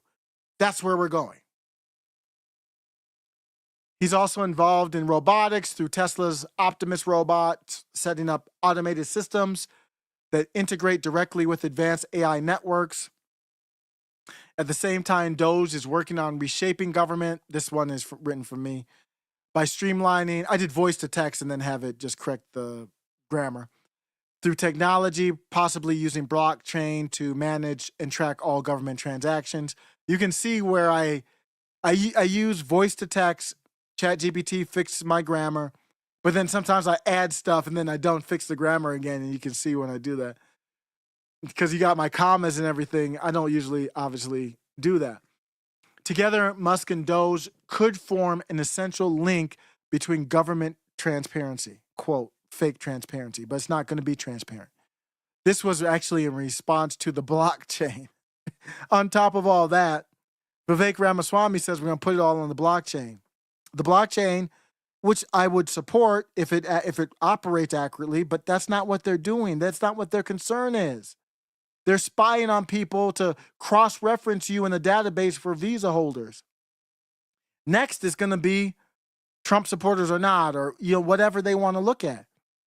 Blockchain will actually give them more detailed oversight in that chart, making everything easier to manage and monitor, but not necessarily more transparent. It could be transparent. That's not what I'm expecting. Where's the transparency you've seen on Twitter, on X? What has become more transparent? Nobody knows how the money works for paying out. There's this generalities that it's for verified users. There is no formula where you can say, Dom, can I see the formula for yours? This many ads or whatever we don't even know what the criteria is. Is it how long people look on the ads? Is it verified users only? So you can say Dom did this and then somebody else did this and we can make sure it's fair. We don't even have transparency with that. He owns the effing platform. You think you're going to get transparency here? It would behoove you to start with X first to say, before I trust you with transparency there, I don't know if I'm shadow banned on X or not. How about we start there? He promised that there would be transparency on X. It's not there. I get banned on X. I don't know why. I used the word Jeet. Is that why they said your post is limited? Or did somebody report it? I don't know. I'm going to lose my voice, so I'm probably going to cut it short. If Elon Musk was being transparent, why wouldn't he acknowledge the possibility that I'm right or whoever agrees with me is right about the concerns? Answer that question for me. If Elon Musk was being authentic, if he was being transparent, I've never heard it. Why wouldn't he acknowledge the possibility that everything I said is accurate from the Peter Thiel on down? Why wouldn't he acknowledge that publicly? That's why they want their own press corps there. They don't want me there because I will crash the hell out with my questions. I'd be professional, but those are the questions that would have to be asked. They don't want to answer that, and I don't blame them. Biden didn't have to answer them either, other than Ducey. So I don't blame Trump for doing it, but that's why he wants to do it. Super chat, Cyan, $5 super chat says, search. Okay, I'm late. Cyan did a $5 super chat to help me out. I appreciate you, but it's hard for me to do both at the same time. You're right. Cyan knew the story. I'm getting old, man. I can feel it too. I really can. Because I can feel like I'm sharper, right? I'm streaming earlier than I normally do. Way sharper than, way less slurring. Not that it's great, but I'm way sharper now than later at night. And if I was 18, it wouldn't matter if it was 3 a.m. or not. Search man locked out of smart home for a week after delivery driver accuses him of being racist. If I had just looked at my own super chats, it wouldn't have been a 10-minute digression. I owe you money, Cyan. There should be like, Cyan should be like, when are you going to give me the money for doing the work for you? I appreciate it. Mike Has Bad Knees says that information in the government has been hacked and stolen many times over the years, or our data has been out there. Yeah, but what hasn't happened, at least to our knowledge, Mike Has Bad Knees, is we have not had a tech totalitarian like Elon Musk go up in there with tech experts to potentially, we don't know what he's doing with the executive branch, turn it all to AI.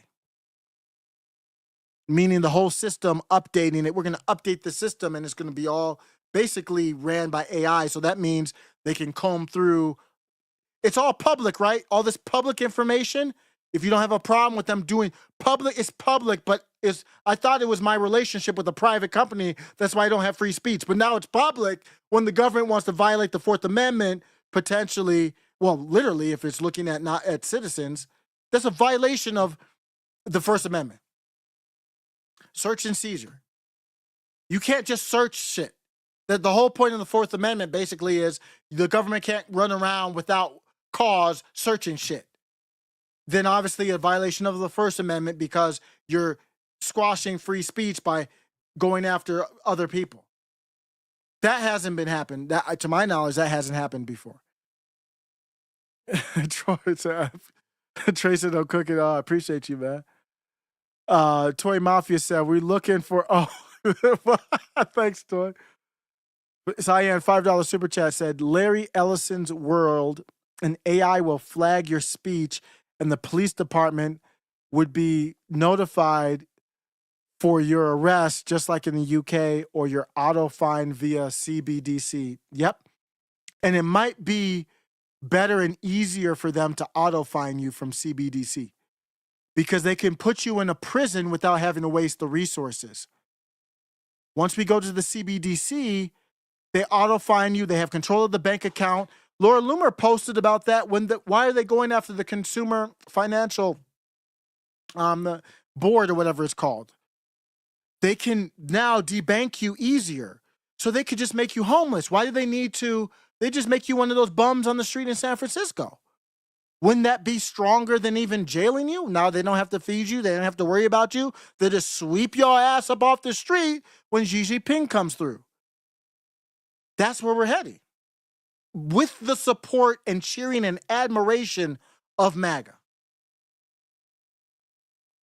Jordan Lott says, libertarians is where it's at, baby. Let's freaking go. The libertarians are better on this. Clint Russell's good on this. I haven't really followed Dave a lot on this recently, just not on purpose. Nothing has changed about my support for Dave Smith, just to be clear. I've been doing reacts to him on the after show Carnage, but I haven't talked about him here in a minute. Let's see here. Mike Bad Knee says, my point is that you could have got that data. Yeah, I agree completely. We talked about that where Naomi Wolf was crashing out, and I understand her concern. I'm not against Naomi, but I had the same take as Mike Has Bad Knees. They could have had that data. Who had the data before? Who had the data is the DMV, and a lot of people have our data. So I agree. Mike Has Bad Knees says Trump was put in to get the right to go along with the Great Reset and WEF plans. Man, that's what it looks like.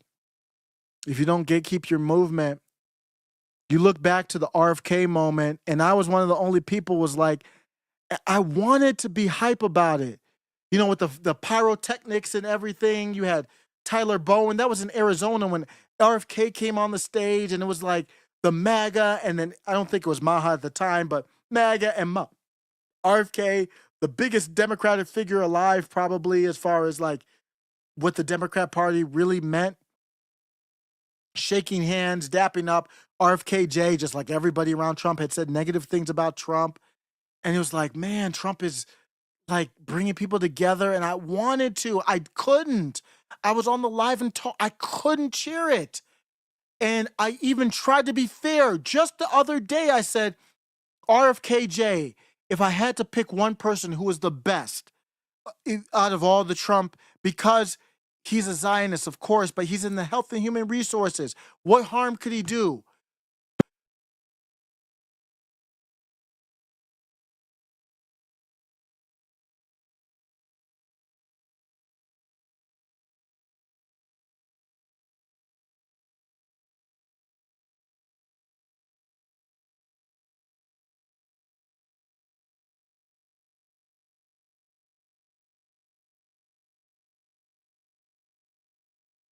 I might have broke my mic. This nigga literally said anti-Semitism is a health crisis. The day after, I'm trying to be fair. I don't want to be negative. I mean, I'm going to be what I am, but I don't want to be negative. So I'm like, if I had to say something good, RFKJ, probably the best one, because even better than Tulsi, even though I still respect Tulsi, I disagree with her on of course, the issues that we talk about, FISA, she switched on that.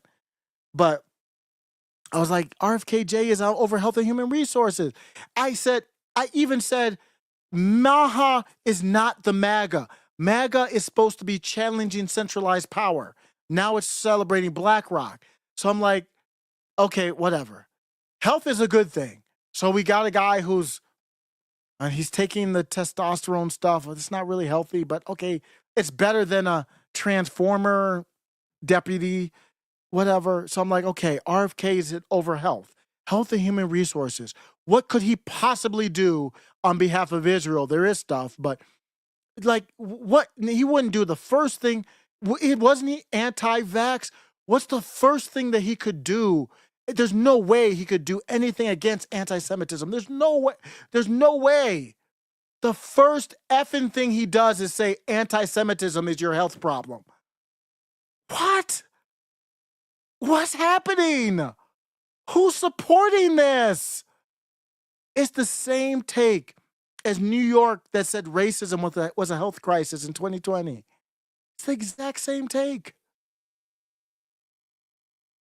Man, crazy where MAGA is right now. Am I still muted? I don't know, man. I'm crashed the hell out. Oh, Trey, if just in case I'm still on, I believe Vivek's plan is to show what he wanted to do for the country on a statewide scale in Ohio. Then he can export that message to the rest of the country once he proved it's governing. Okay. Yeah, I mean, but the thing is, you know, I support Nick and the Groypers a lot, and I don't need anybody to support them. I do need someone, and Vivek did this at first. Vivek said, I'm not denouncing, it wasn't directly about Nick, I don't think, but it was like white supremacy. Vivek was like, I'm not denouncing white supremacy. Go find some effing rocks to kick. Now he says, Nick Fuentes, isn't he the Kamala Harris supporter? Oh. I'm not supporting that nonsense, so I'm out on Vivek. Okay, I'm back. Thanks. I think I slammed the thing and muted it somehow. Vivek is a con artist, yeah, who had his mom write fake papers to get his drug approved. I haven't dug into that, but I probably believe that. You know what, guys? I appreciate everybody. I'm out before I get too out of control here. Appreciate y'all. I was listening to this channel with some dope like Premiere covers. This is OMA. They're covering Premiere beats. Ooh, okay. Isn't that Freddie Grimm? Is that Lil Primo? Any Primo fans?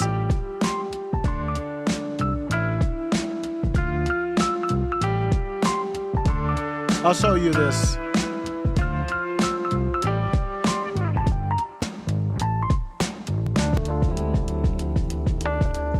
Oh, they covered Dre too.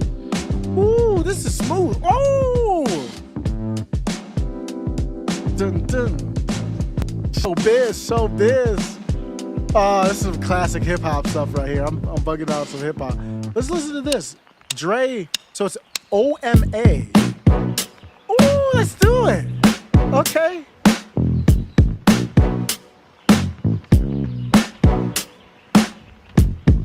Dre intros are always good to just vibe out to.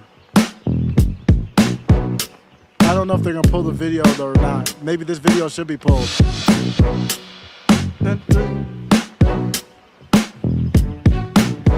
I'm finding some good music recently. And maybe they can cover it and maybe I can't. I don't know if they copyright or not. Because if you play the regular Dre, you will get copyright.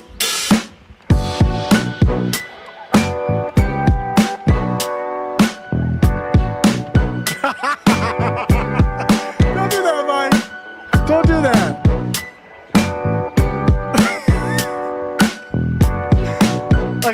I'm gonna hit up Mike. We gotta do a show, man. Mike is dope. Mike has bad knees. Says cultural appropriation. Bro, we try to enjoy some Dre. I know they're white dudes on the top of a hill in Scotland somewhere. I don't know. Yeah, maybe it is. Yeah, I guess so. Let's vibe out though anyway. Mike's just joking. I'm just joking too, man. It's dope. What's the next beat? Yeah. I like the visual of them on the hill.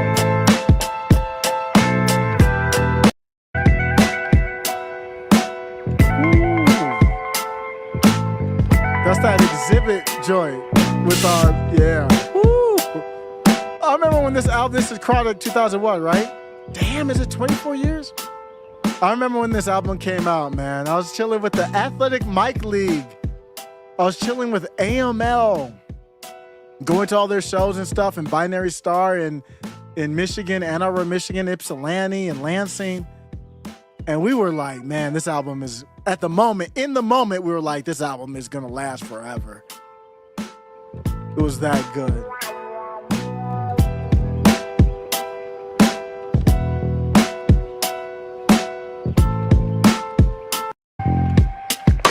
Oh, this is the one. The Eminem joint. Woo! Eminem's a bitch ass nigga now, isn't he though?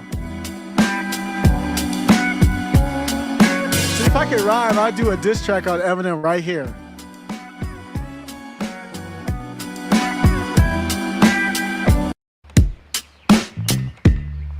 That was the wow, they did the interlude. Oh, are these the tracks in order? Yeah, it's in order. Damn, these beats are crazy.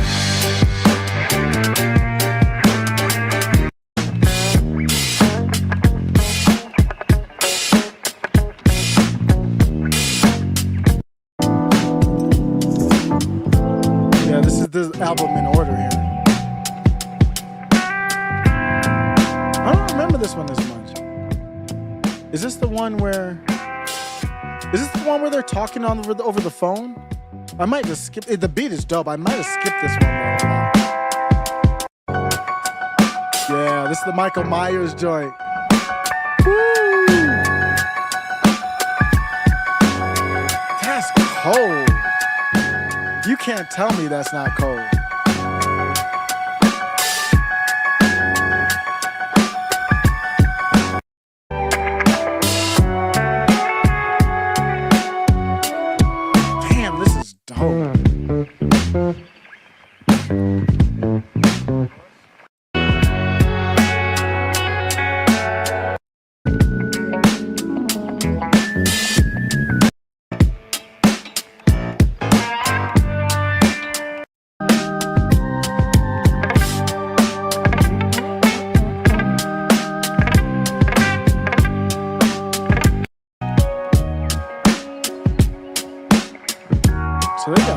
They got a lot of cuts here. Oh, they did Jay Dilla. Oh, snap. If you don't know, I'm a huge Slum Village Jay Dilla fan. Oh, no. I guess you know what I'm going to do for the rest of the night. I'm going to be doing like editing, just vibing. Oh, shoot. When Jay Dilla passed away, rest in peace, I did a live in Dearborn, Michigan. It was a radio show, not video, and I did all Slum Village. I'll never forget that episode, man. Because he, through the music, he brought a lot of joy, and Detroit was so dope at that time. That's why I did the AFPAC in Detroit. It was so cool because I'm familiar with Detroit. And I talked about that in my video on AFPAC 4. Woo! See, this is when I was more leftist. Fuck the police. Fuck the MAGAts. Fuck the MAGAts. Let's redo the remix. Woo!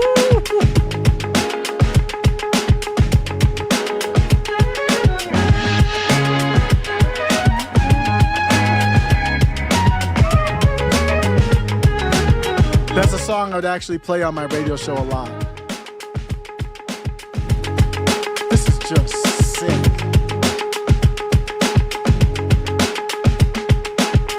Oh, the Far Side joint. Woo! I love that. That Far Side album, Lab California, I think it's Lab California, so underrated. That album's better than their first one. I love that album. That's the one with She Said and all that album is so good. Woo!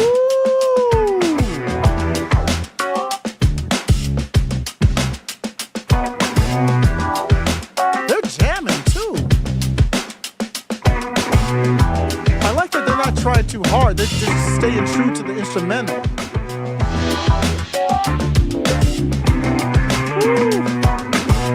I would pay to see them. See, back in the day, I would go to shows with groups like this. Not this good, but, you know, local groups. They're really clean. Oh, yeah, I forgot. He produced that Erykah Badu. This is off of Erykah Badu, Mama's Gun. One of my favorite albums of all time. Fun fact. Absolutely love that album. That was around 2001 too, wasn't it? Or 99. That Erykah Badu album is flawless. I forgot he produced that beat. JD. Which one is this? I don't remember that one.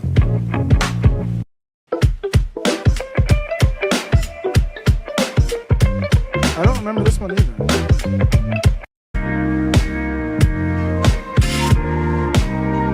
Man, that's dope. I don't remember that one though. Is that Common?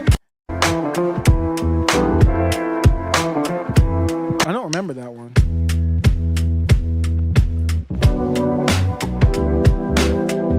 Okay, I don't remember that. Illa J and Jay Dilla. This is like some hardcore hip hop head type stuff right here.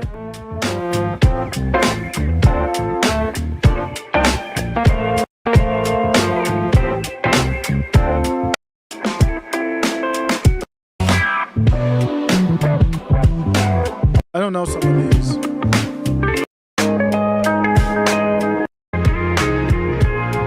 Oh, Fall in Love, Slum Village. Woo.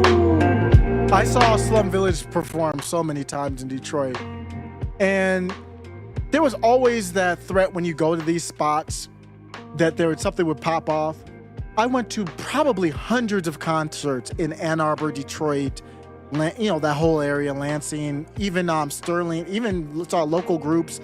Gosh, I lost all that music because I was a radio host, and I would get the dopest tracks from just local artists that nobody knew. You know how many Eminems or Jay Dillas are out in Detroit that you will never hear of that were as good?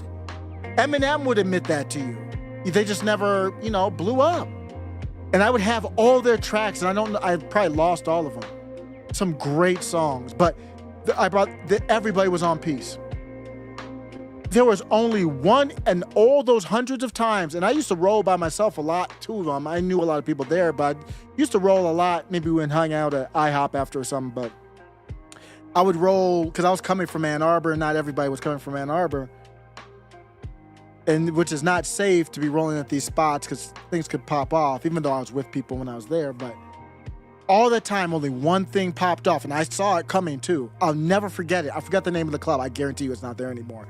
It was just a little spot, and there was some beef that popped off, and one of the dudes was like, "I'm coming back." He said something like, I forgot the slang for peace that he said, but I'm coming back with the heat. And I was like, I saw his face. I was like, that's for real.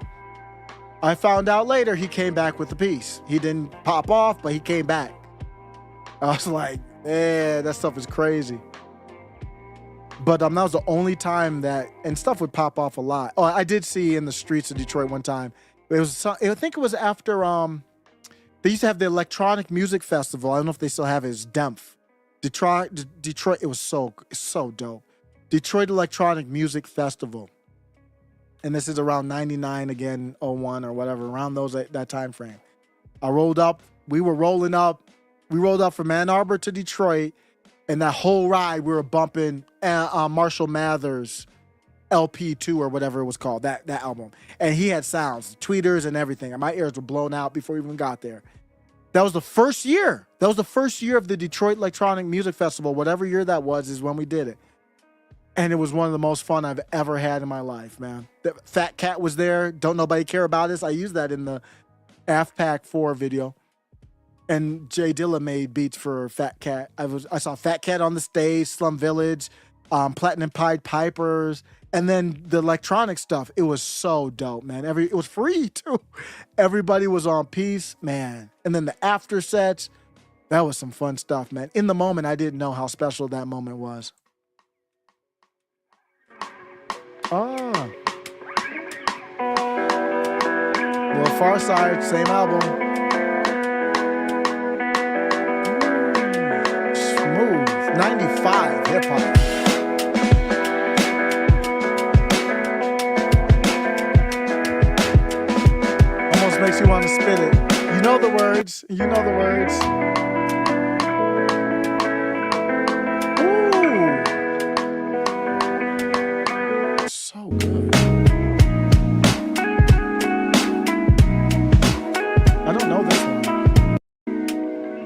Look of Love, Slum Village.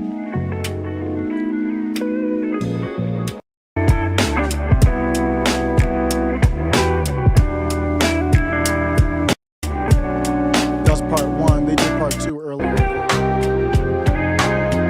Wow. Who are these guys? They're crazy good. Lo-Fi Mix, Premier, Dilla. Who else did they do? James Brown. Wow.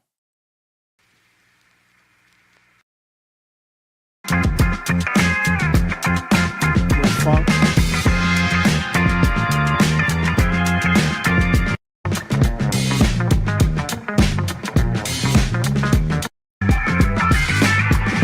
That's funky. That's funky. And then I just found out about them literally right. Oh, wow, they did Doom. Is that with? Oh, cover. Okay, I was about to say, did they do it with Doom? That would have been crazy.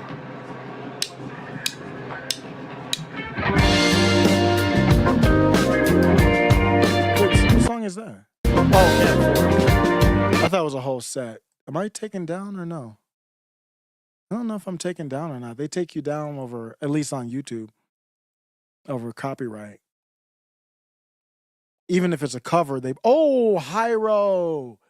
I saw Hyro. I think everybody was there. Pep Love was there. Opio was my favorite. Opio was there. All of them were there when I saw them. I forgot what year that was, around the same time frame in Detroit. I saw De La. I saw everybody, man. I saw Now On. Idea passed away. A lot of these people passed away. Saw De La. Saw Karis One. Saw Busta. Saw Mobb Deep. Oh, Cab Fair. They started with Cab Fair? Okay. This was an unreleased Hyro song that nobody knows. This outside the Backpackers right here, for real. We on some backpack shit right now. You might recognize the sample from Taxi. It seems nowadays cab rides are rather pricey, especially when the driver goes for self. In spite of the directions that are given, they are driven to two back streets. That treats them to a pricey fare exactly. What happened to myself when I chose to call a taxi? Put up to my house and I hopped into the backseat. Gave me the destination, said he never heard of the place, and I'd have to tell him as we went along, and then placed in a drive. When I said make a left, he made a right. All right, I get it. You wanna make some slight detour so you can be sure that you get yours. And when I turned my head, you up the bill a little more. I told the cabin to stop. He didn't think I watched it. Fake reached into my pocket and it jetted like I was rocking. Ishmael, his tail light was broken as a token of appreciation. He started chasing, but I smoked him. Ha. Oh. Yeah.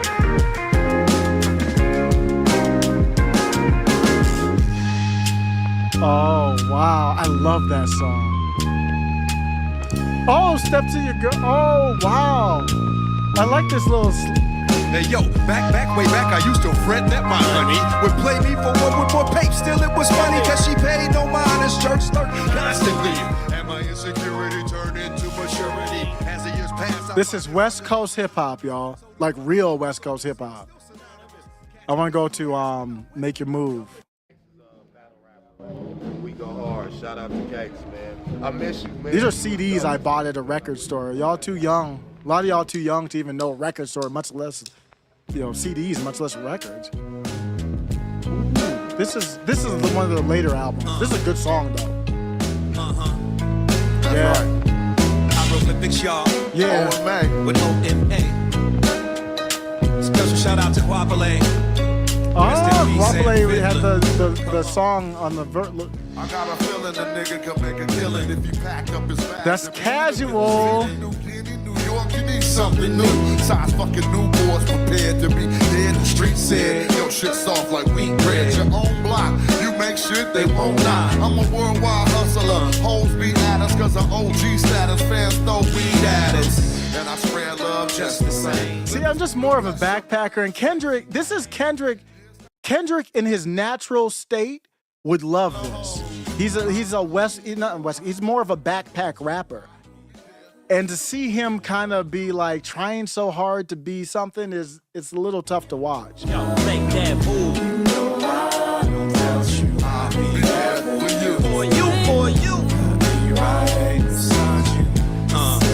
didn't pass away or anything.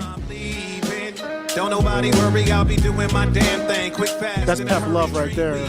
Keeping me and my team even. Shifting time zones, trying to see the 7 seas and everything in between. We heavy and we heavenly, so we love wherever we sing. From the banks of the Mississippi to the shores of Tripoli, we do more tours and wage wars. I'm gonna have to fast forward to Live and Let Live. Oh no, I'm really bugging out right now. This is off of 93 Until Infinity. This album was so far ahead of its time. It was like an alien made this album. This was 93 or even before. They were doing this in 93. This album is still advanced over the hip hop we have now. That's how crazy this is. Not play for punk, but just be popping junk with a pistol. Sweating because I'm predators, get ready to pull a fistful of extinction, reaching quicker the trigger, seeking the send a flurry of bullets deep in my flesh and reek. Nobody was rapping like this in 93. Nobody rapping like this now, really. Bone changed it up, but. So I flip-flop and then I vanish. Managed to escape by the skin of my teeth and then say, damn, it's a shame. Their brain is washed to the point where it's savage. Peace, I rest in peace simply for who I am. It's insane. I'm just moving forward. Let's see here. I don't know that one. Let's do Casual. Then bust that Tukey pose on you groupie hoes. King battle rapper, kiss my ring. Still slide with the semi nigga Prince Hakeem. That slick talking. I think that's off his solo album. Wow, is Del? Oh, Del's there too. That's his classic. That's from like, is that from like 90? It's like 91 or something. Wow. I mean, this is hip hop I haven't listened to in a long time, actually. And it all started from this Dylan one that just popped up in my homepage. I'm just looking to see what else they got. They had the collaborations. Harry Mack? Oh, wow. They had the freestylers Harry Mack in there. Let's see. Harry Mack. Pyro. 1 2 1 2. 1 2 1 2. Hey, yeah. Let's do the premiere.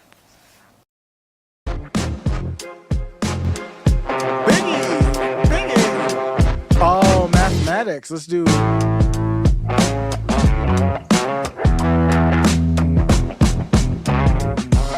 Most Def. Above the Clouds. That's a nice one. What'd they end with? Okay, a little mellow. Okay. Well, that's a good one to end with. I'm out.